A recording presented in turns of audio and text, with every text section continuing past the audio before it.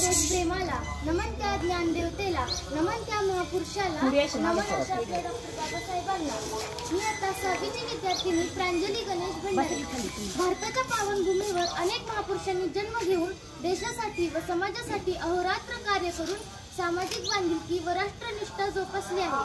त्यांच्या सेवेचा वारसा आजही देशवासियांसाठी आदर्श, दिशादर्शक व मार्गदर्शक ठरलेला आहे.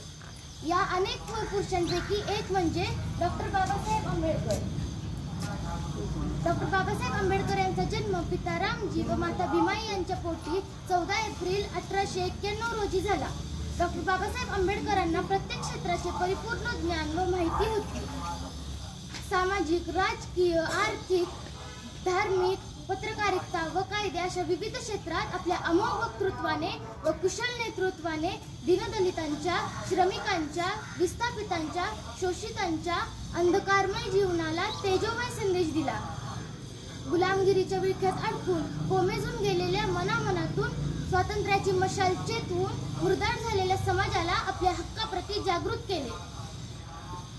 मला भारताचे संविधान लिहिताना जास्त कष्ट करावे लागले नाही, कारण माझ्या डोळ्यासमोर उभा होता छत्रपती शिवाजी महाराजांचा स्वराज्य.